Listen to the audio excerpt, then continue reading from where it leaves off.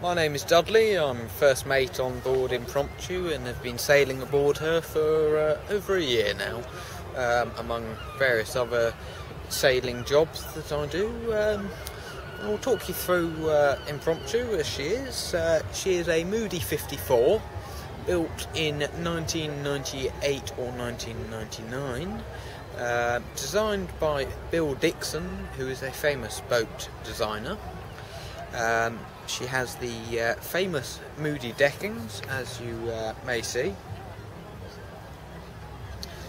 which are made of teak, with Sikaflex in between, which is the black lines. She is a cruising yacht who will happily cruise along at between 10 and 12 knots, and for those of you that don't sail, that is approximately 11 to 14 miles per hour, which may not seem fast to you, but for a sailing vessel is very good speed. She is registered as a 31-ton vessel, but in actual fact weighs about 26 tons, which is heavy, but means she handles very, very well during rough weather.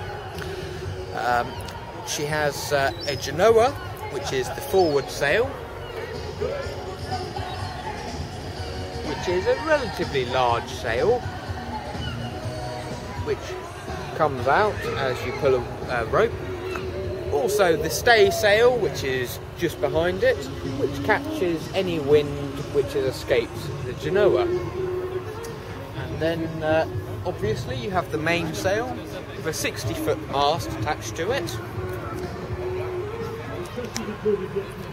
She will skip along very well with all three sails out, but most of the time we do have to limit the amount of sail area that we release due to her capabilities of going rather too fast sometimes. On board, for when we do not have any wind, we have a 100 horsepower Yanmar engine, which is turbocharged, a very reliable engine which doesn't consume too much diesel. We also have a 5 kilowatt diesel generator, which generates any electricity we need whilst we are not in port. When we're in port, we can connect a cable to the pontoon and have 230 volts consistently. When we're sailing along without the generator on, we have 24 volts of electricity, which powers our lights and navigation instruments. We have a Raymarine chart plotter, which is basically a car GPS or sat-nav, but enlarged slightly, along with a forward-facing sonar, which will pick up anything ahead of us and also tells us our depth, which is very important in shallow waters because we do not want to run aground, because it is very costly and dangerous. We have various other interesting instruments. We have a wind vane atop of the mast, which you can just about make up as that round dish, black dish at the very top, which tells us the direction and speed of the wind, which obviously we need, so we do not waste our time in putting the sails out when there is no wind for them to harness. She is a very comfortable cruiser that you could very happily sail around the world. She carries 1,000 litres of water and just over 800 litres of diesel, with a range of around 3,000 miles on that diesel, which is a very, very, very good range for what she is. She is 54 foot at the waterline, as I may have mentioned, and approximately comes in at 62 feet, including the davits. The davits are what hold the tender, which is our smaller boat, which we use to get to shore, which has a very nice 25 horsepower Mercury engine, which takes us along at about 50 miles an hour, as the cameraman has experienced, which scared him slightly. So we had great fun doing that. Currently we are holding a cocktail party and drinks party aboard for a conference tomorrow, which I'm to be informed of slightly more possibly later. And would you like to see any more of the boat, cameraman? Maybe a little bit about the technical characteristics and I don't know how it handles what. Yes.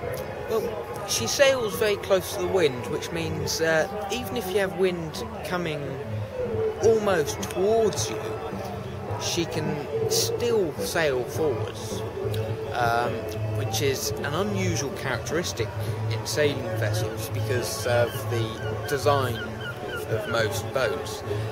We have what's called a cutter rig, which is probably the most efficient for this type of vessel. And as I've mentioned earlier on during the interview, will propel her between 10 and 12 or 13 knots, which is very handy. And the actual yacht herself is she was built from the ground up from a mixture of fiberglass and balsa wood of all materials, but that produces an extremely strong hull, which I hate to say it, but would almost be unsinkable, not like the Titanic, of course. And she is extremely stable during rough weather. We have encountered waves of 25 to 30 feet and had waves break on the deck and still being perfectly comfortable with music playing through the surround sound system and enjoying ourselves, which in most yachts would be a rather horrible experience, to say the least. We've also had up to 60-mile-an-hour winds across the deck, and fortunately with a sailboat that means that she is held very, very stable due to the wind holding her in one position, whereas if you are just motoring, there is nothing to hold you in position. You will rock about backwards and forwards, and you have a 60-foot mast which weighs in excess of 500 kilos, which is swaying around above you, and that hugely affects stability. To counteract that, we have 7 tons of lead ballast in the keel. The keel is actually made of solid moulded lead, painted blue of course, and keeps us very stable during any weather.